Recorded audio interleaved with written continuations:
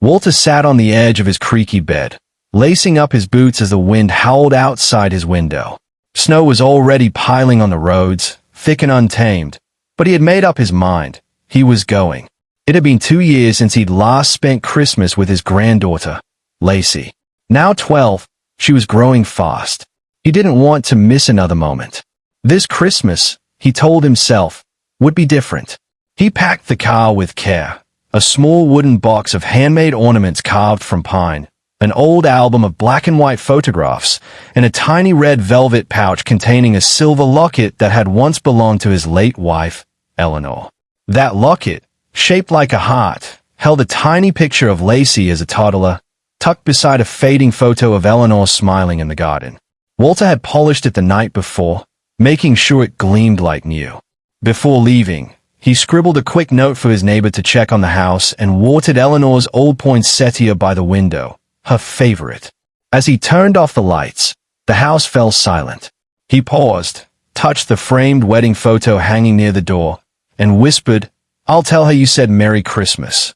With that, he set off, gripping the steering wheel with firm, weathered hands. The snow fell harder by the hour. His windshield wipers squeaked in rhythm, clearing away thick layers of frost and flurries. Semi-trucks passed him with gusts of wind, and once, he skidded briefly on a patch of ice. But he didn't stop. He sang softly to old holiday tunes on the radio, stopping only for coffee and fuel along the way. It was a 13-hour drive from Idaho to Colorado.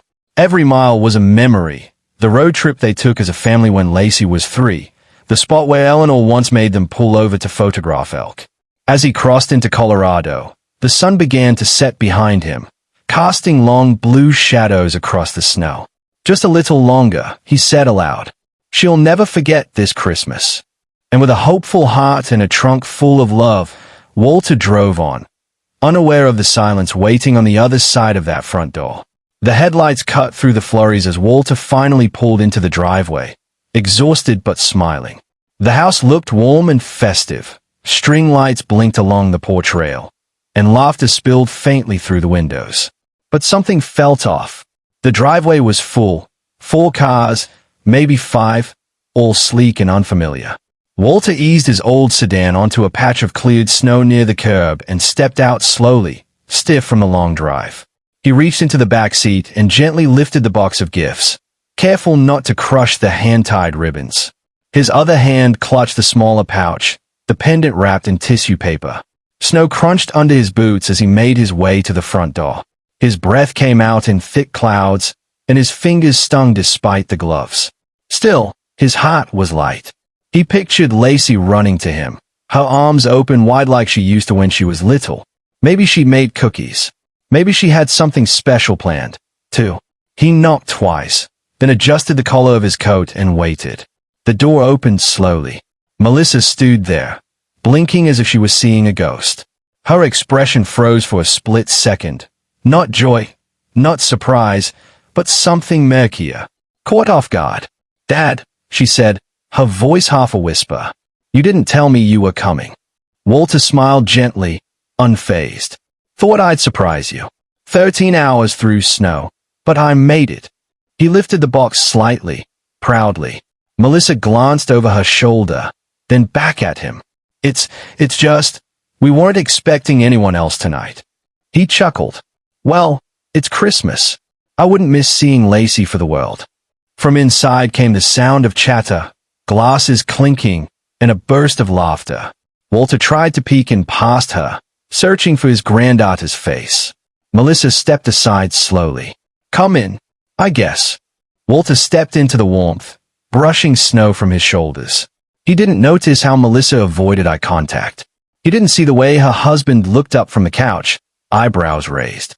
He just stood there, gifts in hand, eyes scanning the room, waiting for Lacey's smile. Walter stepped inside, the warmth of the house wrapping around him like a blanket, but it wasn't the comfort he expected. His boots left small puddles of melted snow on the polished wooden floor. He looked around with quiet wonder. The tree stood tall in the corner, gifts already stacked beneath it, the fireplace glowing. A party was clearly underway. Strangers filled the living room, sipping wine, dressed in elegant clothes. Not a single familiar face looked his way. He set the gift box gently near the coat rack and turned toward the laughter coming from the kitchen. That's when he heard it. Melissa's voice, low but clear, just on the other side of the half wall. "I told you he wouldn't actually come. Ooh, now what do we do with him?" Her husband replied with a groan and something Walter couldn't make out. They were clearly annoyed, not surprised, not even mildly pleased, just inconvenienced. Walter stood completely still, the locket still in his coat pocket. His smile faded slightly, but he swallowed hard and steadied himself. Maybe he misheard. But then, a second voice rang out, one that pierced even deeper. "Why is Grandpa here? He's so boring." It was Lacey. His heart stopped. He recognized that voice. It used to call him Gramps and beg him to tell bedtime stories. Now, it was laced with irritation, teenage indifference, and something colder. Another voice, a girl, probably one of her friends, giggled and said, "Isn't he the one who fell asleep during your recital last year?" More laughter followed. Walter stood by the entryway, barely breathing. No one had seen him yet. He could have turned around and walked right out. Part of him wanted to. The room had grown impossibly louder, not in sound, but in meaning. It was the echo of rejection. A rejection that didn't scream, it whispered. Mocked. Dismissed. He didn't say a word. Didn't drop the box. Didn't cry. He simply stood there, gifts in hand, as if the snow still clung to his coat. And in that moment, he realized the storm outside hadn't followed him in. It had been here all along. Melissa finally emerged from the kitchen with a brittle smile plastered across her face. She smoothed her blouse and motioned Walter toward the living room. Conversations paused briefly as curious eyes turned toward him. An elderly man, snow-dusted and quiet, holding a box of carefully wrapped gifts. She cleared her throat. "Everyone, this is my dad, Walter." There was an awkward beat. A few murmured polite hellos. No one stood.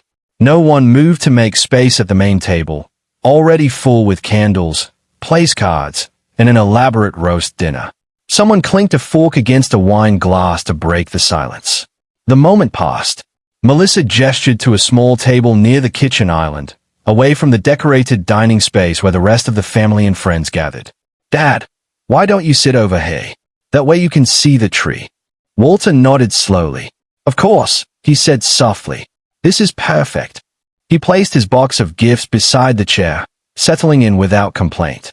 A few moments later, a teenager he didn't recognize brought him a shallow bowl of lukewarm soup and a slice of plain bread, while the others passed around thick cuts of roast, mashed potatoes, cranberry sauce, and steaming glasses of mulled wine. He watched as Lacey sat across the room, nestled between her friends. She hadn't even glanced at him since he arrived. She scrolled on her phone, giggled at a meme, and took a selfie with the tree in the background. Walter smiled faintly when their eyes met for a brief second. "Merry Christmas, sweetheart," he said gently. Lacey just nodded and looked away. His hands folded neatly in his lap. He didn't touch the soup. The box of gifts remained unopened. No one asked what he'd brought. No one noticed the handmade card with Lacey's name in gold cursive, or the carved angel ornament with her initials on the back, the one he'd spent hours on in his workshop. The air smelled of cinnamon and ham. Voices rose in cheerful conversation. Glasses clinked. Music played. And Walter sat in the corner, a man surrounded by celebration, yet utterly alone. He didn't speak. He didn't complain. He just watched the people he once called family carry on, as if he were nothing more than a guest who had stayed too long. The house had finally quieted. Laughter gave way to murmurs, footsteps faded down the hallway, and bedroom doors clicked shut one by one. Walter remained awake in the small guest room, a space that felt like an afterthought. The bed was stiff, the lamp dim, and the heater clicked sporadically in the corner. He sat on the edge of the bed, still dressed, the silver pendant resting in his palm. He turned it over slowly, running his thumb across the initials on the back. He could hear the distant hum of voices from down the hall. Someone was still awake. Then came Melissa's voice, muffled but unmistakably sharp through the thin walls. "I don't care if he drove here. He better leave tomorrow. He's not part of this life anymore." Silence. Then her husband's low response. A laugh. Something dismissive. Walter didn't move. He didn't react. He just closed his hand around the locket and lowered his eyes to the floor. No anger. No bitterness. Just a quiet ache that settled deep in his chest. The kind that doesn't shout, just lingers. He stayed awake through the night.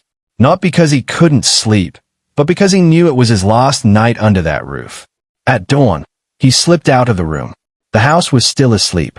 He folded the blanket neatly, tucked the pillow into place, and carried his coat in one hand, the gift box still untouched beside the now empty chair near the kitchen. He wrote a short note and placed it gently atop the box. Merry Christmas, Lacey. I love you always. Grandpa. He didn't take back the gifts. Didn't grab the pendant. Left everything exactly where it was. Snow was falling again as he stepped outside, soft and slow. The world was quiet, as if it, too, didn't know what to say. Walter climbed into his car, started the engine, and pulled away from the house with no glance in the mirror. No goodbyes. Just the silent echo of a man who had given everything, and was leaving with nothing but dignity. Back in Idaho, the storm outside had passed, but inside Walter's home, another one quietly brewed. The house was silent, just the ticking of the old wall clock and the soft hum of the heater. Walter sat by the fireplace, a blanket draped over his legs, a cup of untouched tea growing cold on the side table. He had returned to an empty home, but not just physically. Something in him felt carved out, hollowed. He couldn't forget Melissa's voice, or Lacey's laughter laced with disinterest. He had tried to reason it away during the long drive back. Maybe they were just overwhelmed, distracted, or unaware of what their words carried. But the silence in his house made all the excuses sound foolish. That evening, Walter opened an old wooden file chest from his closet, one he hadn't touched in years. Inside were records, letters, bank transfers, and handwritten notes. As he sifted through them, a timeline began to emerge, not of resentment, but of quiet generosity.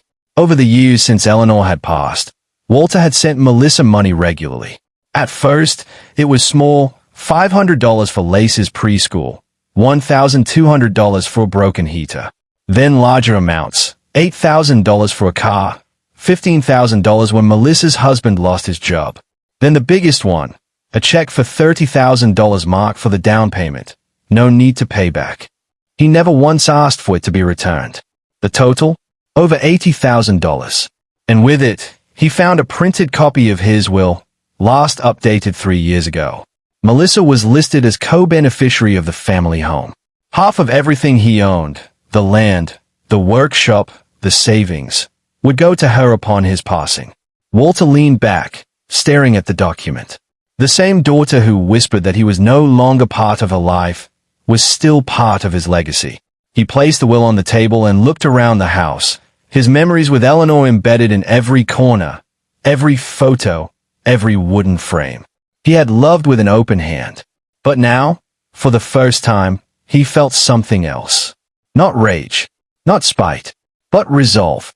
Quiet, focused, final. Walter sat at the dining table, the one he and Eleanor had picked out over 40 years ago. Its surface was worn smooth with time, marked with memories, holiday dinners, birthday candles, quiet evenings spent sorting through bills. Now, spread across it were documents, folders, and a pen that trembled only slightly in his weathered fingers. He had made his decision. The will was the first to go. He contacted his lawyer and rewrote everything. No hesitation. Melissa's name, once typed neatly beneath the section labeled primary beneficiaries, was removed. Lacey's, too. In their place, he added 2 new entries. The Eleanor May Raymond Scholarship Fund, to be established in his wife's honor, dedicated to supporting underprivileged children pursuing studies in music, literature, or art, all the things Eleanor once cherished. A local children's shelter in Boise, Idaho, one that provided meals, education, and warmth to kids who knew far too much about loneliness far too young. Walter left them everything, the house, the savings, even his workshop tools. Better in hands that would build, he muttered. A week later, a quiet for sale sign appeared in the yard. There was no grand announcement, no calls to family. Just Walter, carefully boxing up his life. He packed Eleanor's belongings with care, her scarves, her journals, her favorite mug, and stored them in a trunk labeled Keep. Always. The rest. Sold. Donated. Released. Within a month, the house was gone. Just another listing in a quiet Idaho neighborhood. Walter didn't look back. He moved to a modest cottage in a retirement community 2 states away, near a small town where nobody knew his name, and nobody had expectations. There, he found peace not in isolation, but in redirection. He joined a volunteer group that built bookshelves for school libraries. Every Thursday, he read to first graders at the local elementary school. And on Sundays, he walked the trails alone, humming Eleanor's favorite hymns. No one knew of the family he had once cherished. No one knew of the daughter who dismissed him. But that was fine, because for the first time in years, Walter had rewritten not just his will, but his purpose. And in doing so, he made sure that what he left behind would only belong to those who truly valued it. Weeks passed after Christmas, and the silence grew louder in Melissa's house. Weeks passed after Christmas, and the silence grew louder in Melissa's house. She had expected a call, maybe even a guilt-ridden voicemail. Instead, there was nothing. No check-ins. No thank you. Not even a complaint. Just silence. At first, she told herself he was sulking. Then, perhaps, sick. But as New Year's came and went, and still no word, she grew uneasy. She called his old number, disconnected. Sent a text, undelivered. She checked his social media, the one he barely used. No recent activity. She even drove by his Idaho house during a visit north. It was empty. The porch bay. A real estate lockbox hung on the door. Confused, she asked the neighbor next door, Mrs. Keene. The old woman adjusted her glasses and shrugged gently. He moved out about 3 weeks ago. Said he was heading somewhere quieter. Said he found peace. Melissa blinked. He didn't tell me. Mrs. Keene raised an eyebrow. Maybe he didn't need to. Back home, Lacey posted a photo of her Christmas gifts. Expensive, trendy, impersonal. But beneath it, one line caught the eye of a few classmates. Grandpa didn't even wish me Merry Christmas this year. The comments were mixed. One said, "That's weird. He always seems so sweet." Another added, "Maybe he's upset. My grandpa would be heartbroken if I didn't talk to him." Lacey left the thread and turned off notifications. At dinner one evening, Melissa looked at the unopened box still sitting near the fireplace. Walter's last gift, gathering dust. She hadn't opened it. She wasn't even sure why. Maybe she didn't want to know what was inside. Or maybe she already did. The house, once filled with noise and clinking glasses, now felt a little colder. Not from winter, but from something deeper. A presence that had quietly left and taken more than just itself with it. Walter had vanished without a word, not out of cruelty, but out of clarity. He had spent a lifetime giving, and this year, for the first time, he gave himself something instead. Freedom. It was a Wednesday morning when Melissa heard the knock at the door. She opened it to find a courier holding a plain white envelope. "Signature, please," he said. She scribbled her name without thinking, closed the door, and tore the seal open, still half distracted by the coffee brewing behind her. Her eyes scanned the letter, and stopped. "This notice is to inform you that you are no longer listed as a beneficiary in the estate of Walter Raymond. As per the legally revised will dated January 12th, all assets, including real estate, savings, and personal property, have been reassigned. This decision is final and irrevocable." Melissa's face paled. The letter was signed and notarized. Official. Cold. Precise. She sat down at the kitchen table, reading it again, slower this time. Her hands trembled slightly. She wasn't even sure why. It wasn't about the money. Not really. It was the finality of it. The door that had been shut without so much as a conversation. That same afternoon, while scrolling her newsfeed, a headline caught her eye. "Local man donates entire estate to children's scholarship in wife's memory." Her breath caught in her throat. There was a picture of Walter, standing outside a modest community center, surrounded by smiling teachers and children. He looked older, thinner, but content, peaceful. The article detailed the creation of the Eleanor May Raymond Fund, offering full tuition scholarships to underprivileged students pursuing the arts, music, literature, painting. Melissa blinked at the screen, stunned. He had never told her about any of it. He hadn't needed to. That evening, Lacey was lounging in the living room when the local news anchor repeated the segment. And in a heartwarming tone this holiday season, one man's quiet generosity is already changing lives. Walter Raymond, a retired woodworker from Idaho, donated his entire estate to help children who never had the chances his wife once dreamed of giving. Lacey looked up at the TV. There he was, her grandfather, smiling gently beside a little girl who clutched a brand-new violin. Lacey didn't speak. Her phone buzzed with texts, but she ignored them. She just watched the screen, frozen. The weight of everything left unsaid, and everything she'd failed to see, crashed over her in silence. Melissa, standing in the hallway, turned off the television. But the silence that followed wasn't peace. It was consequence. The story of Walter Raymond's donation began as a quiet ripple in the community, but it didn't stay quiet for long. Once the local news segment aired, it quickly spread online. The article was picked up by regional outlets, then national ones. Social media filled with praise for the gentle grandfather who gave away everything to children in need. Comments poured in by the hundreds, strangers moved by the quiet, graceful way Walter had rewritten his legacy. But it didn't take long for people to start asking questions. Someone recognized Melissa from the background of an old family photo shared in the scholarship piece. Another found a tag post from Lacey's Christmas dinner, one showing the box Walter had brought, still unopened in the corner of the room.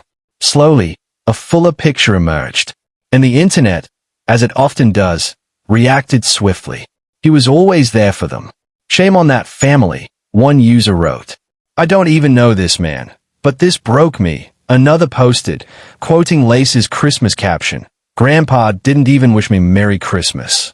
It looks like he did more than they ever knew, and they didn't care until the cameras came out. Melissa tried to stay offline, but messages still found her. Old acquaintances reached out, some with concern, others with veiled judgment. She stopped replying. Lacey deleted her original post, but screenshots had already been shared. Meanwhile, Walter's mailbox at his new residence began to fill. There were letters from former neighbors, from people who remembered him fixing fences, planting trees with Eleanor, building wooden toys for kids down the street. Letters that simply said, "You did the right thing," or "I wish my kids had known a man like you." One note arrived from a boy named Devin, one of the first recipients of the Eleanor May Raymond Scholarship. Dear Mr. Raymond, I didn't know your wife, but I'll carry her name with honor. Thank you for believing in someone like me. Walter read each letter slowly, carefully folding them and storing them in a box marked gratitude. He didn't seek vindication. He didn't respond to the noise online. He simply sat on his porch in the quiet, letting the wind carry the truth, and letting those who once ignored him hear it from everyone else. Walter sat at his small writing desk, the afternoon sun spilling through the curtains in soft golden streaks. The room was quiet, filled only with the ticking of a small clock and the occasional chirp of birds outside.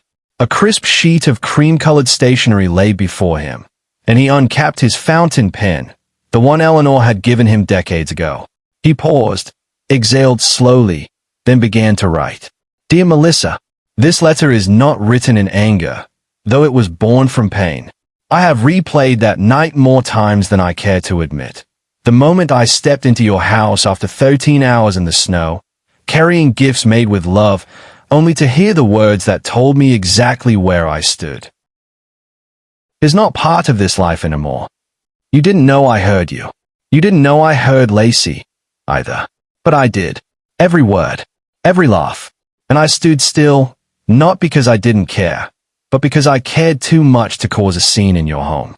You see, Melissa, I never needed praise. I never needed thanks. I only ever hoped to be met with warmth. If you had simply opened the door with love, you'd still have a father today. Instead, I walked into a house and heard my value measured by silence. And so, I made peace with distance. The money, the will, the house. None of that was revenge. It was clarity. It was making sure that what I leave behind ends up in the hands of those who still believe in kindness, even when no one is watching. I want you to know something, though, something I'll never stop meaning. I'll always love Lacey, but from a distance now. Love is still there. The door, however, has gently closed, wishing you both a life of reflection and eventually understanding. Dad.